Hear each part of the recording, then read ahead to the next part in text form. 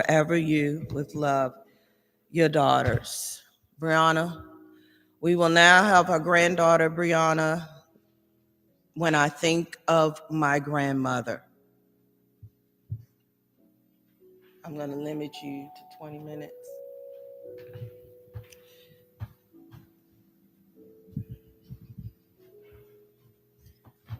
A little slow, but I'm going to get there.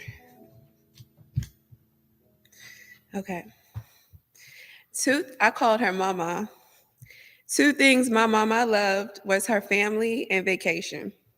You might not have known, but Mama kept up with all of you via phone calls with her mom, Gary, Shirley, and of course her favorite, Facebook. Some of our last conversations were about Marcus going to Paris, how big Tavon's girls have gotten, sending me screenshots of Nanita and Amina on their cruises, and telling me to text Lamont to check in on Chubby, Kevin. She loved her mother, and she took pride in calling in and checking on her and encouraging us to do it as well. One of my favorite memories will be when her, Granny, and I went to the African American Museum in DC, and they talked the whole time, teaching me about our family history, no matter who was talking, no matter if they were a tour guide or what. And the fashion that day was super impeccable from them both, I might add. And Shirley, I remember her telling us that she felt that you and her grandmother were two people who she felt genuinely just loved her for her. And Sabrina, she genuinely loved you as a third daughter. Her face lit up as she talked about you and the fun things that you guys did at work and just in general. And Wanda, she loved you so much. Every time we would do something fun, she would always say, "Take this picture for Wanda."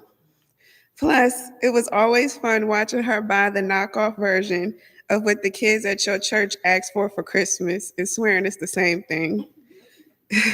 And fussing about that was a yearly tradition, but led to them getting better things or a gift card, I hope. And she loved making pies for you and your friends and family. And Jamil, she always talked about the funny memories that we made together because you are so funny.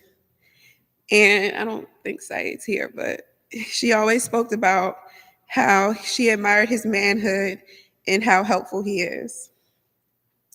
I will miss us going on trips together and her getting up at 3 a.m., moving around, and by 3:30, that radio was on, which meant that everybody in the house needs to be up like now and getting ready ASAP. Then to make sure you're up, she always screams down, "Do you want some breakfast?" Or "What do you want for breakfast?" But those two are very different statements if you know Mama. She was such an amazing chef, you could never turn it down.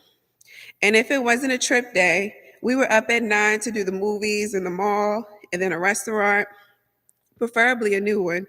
She knew all the new spots and fashions because it's never a dull moment with Mama.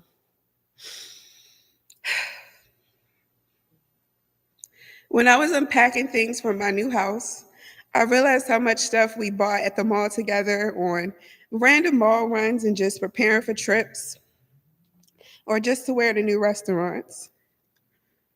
When we went on vacation, she always bought the things that I needed, that she knew that I would forget, and a few extra tops, and always a bathing suit cover, because she said, "I represent her and I'm not going to embarrass her."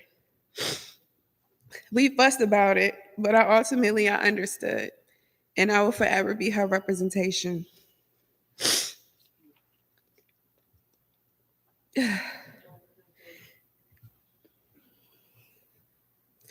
And I loved watching her face light up when we went to Disney. We've been to Disney so many times, we know where all the bathrooms are.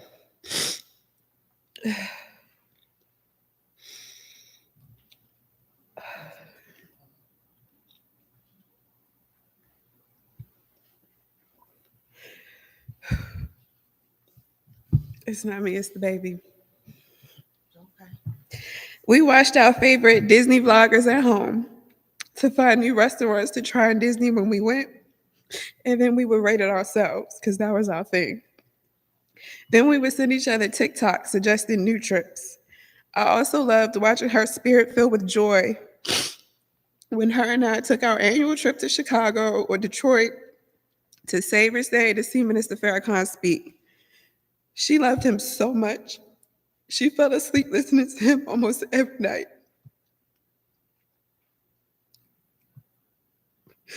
I'm sorry, this is hard.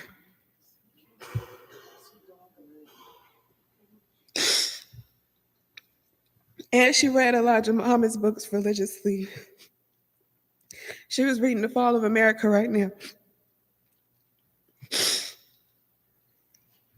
She sent me to Muslim school for 2 years in middle school.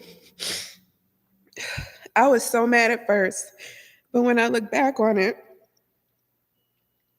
I see she did it because she wanted me to be a better woman, a critical thinker with morals and integrity, a woman that thinks for herself and holds herself to a higher standard and knows her value as a Black woman, a woman like her.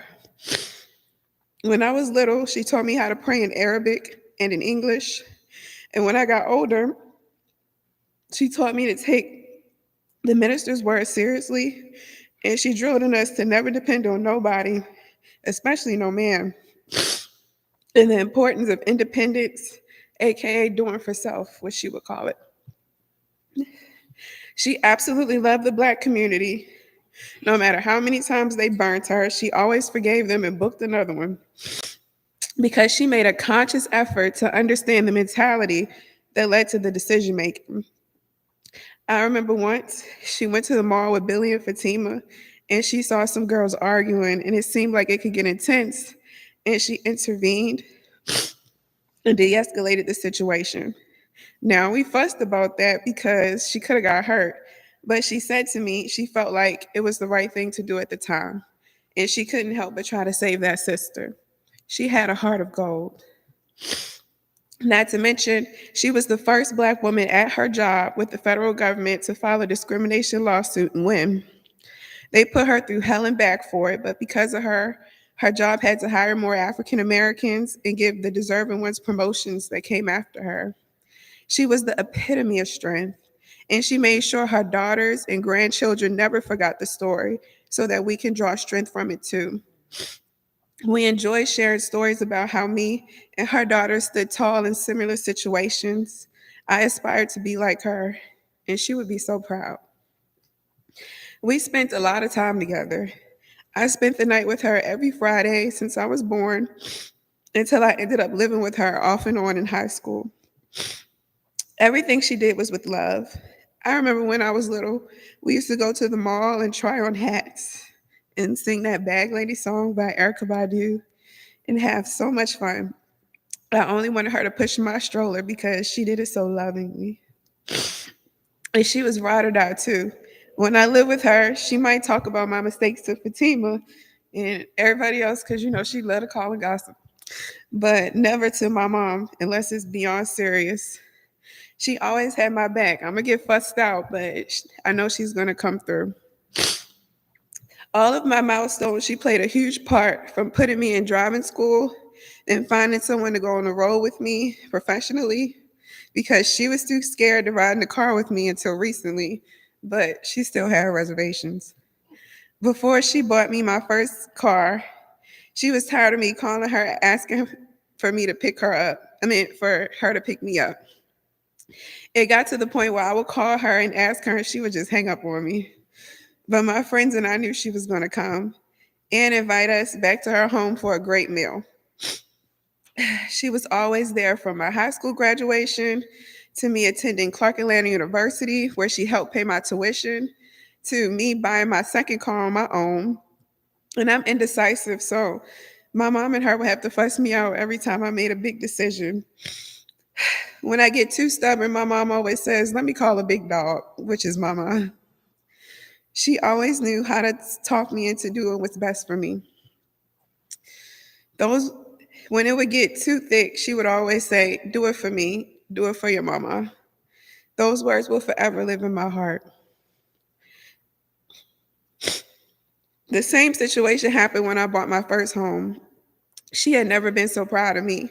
She had been collecting artwork for me for years to go into my new home before I even thought about becoming a homeowner, that pushed me. I'm probably the only person in history that had furniture delivered to my house the same day and time as my closing, courtesy of my mama. We fussed about the fashion, but ultimately she knew what's best. And because of her and my mom and our efforts together, my house is now a home. We were so excited for her to see it in person in July, but I know she sees it. She bought my son his crib, his dressers, clothes, bibs, 1,000 books, and more. One of them called, "Do You Know How Much Your Nana Loves You?" She also bought me a host of furniture. She was so excited about being a great grandmother. She even told me how she wanted to sleep in his room when she came over. So I put a twin bed in there for her so I could let them have their time and I was going to go to sleep. She would have been amazing in her new role. When I thought about if I wanted to keep my baby, I didn't hesitate because I knew she would be there to help me. But I like to think that they're in heaven right now together until he gets here physically. Whenever I cry for her, my baby kicks to comfort me. Last night after the viewing, you would have thought that he was in gymnastics class. My son is our angel. Not to mention, she was the ultimate fashionista. She wore heels to work well into her 50s and got her hair done every other Wednesday faithfully until this day. We traded fashion tips, and I'm one of the only girls in the world that would still borrow clothes from both my grandmothers because theirs are so cute.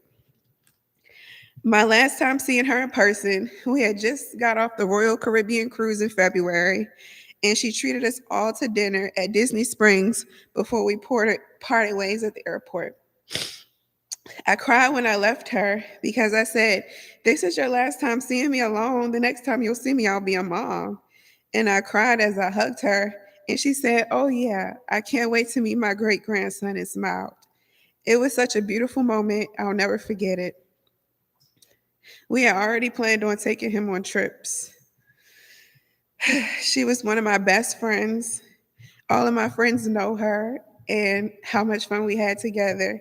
She even took my friends on trips with us sometimes. I could talk about the memories that I have with her for days, but I'll leave you with this. Even if she isn't here physically, she will be here with us in spirit forever. Her love is eternal. She loves her family and remembered every memory that we ever made. Her life shows us that love is sacrifice.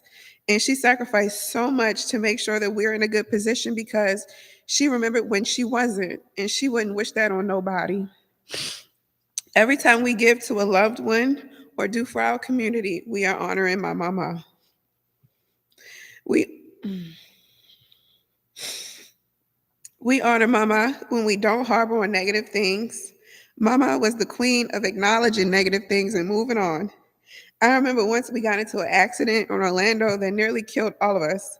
And she got out the car, made sure we was good, and in a few minutes she was ready to figure out a way to still make the reservations that we had at Animal Kingdom. She would say, "If we can't change it, why dwell on it?" She will be watching over us and fiercely guarding and protecting. And if I know her, gossiping with Linda and Makita until we join them. And to my mom, Fatima, and Billy, I know she was the matriarch of our family structure, and nobody will miss her more than us.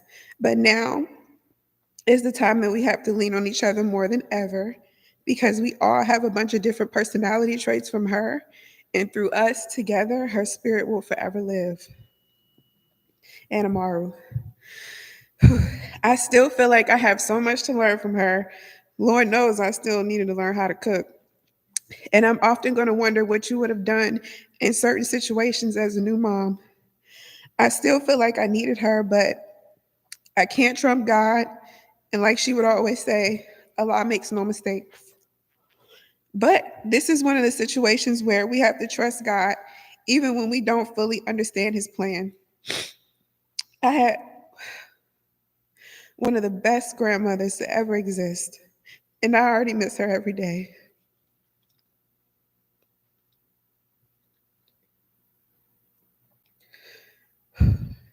Leaving here without her yesterday was one of the hardest things I ever had to do in my life. And as excited as Mama was for my son's arrival, in her honor, after the Muslim name that she took for herself when I was a little girl, Kareem, which means noble and generous, I am naming my son Amaru Kareem, and I promise that he'll always know Miss Ernestine. Thank you.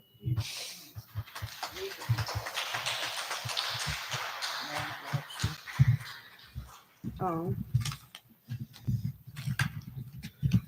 it's right here. Oh, this is the book that Mama bought for my baby. It's called Nana Loves You. Love is when we look at clouds together and find all kind of shapes in the sky. Love is when we take a stroll and hold hands so we stay close. Love is when we eat sweet berries and share every last bite. Love is when Nana says, I love you, little one, because for you, I waited all my life. And this is the book she bought for my son. And we will forever love her and cherish her. Thank you.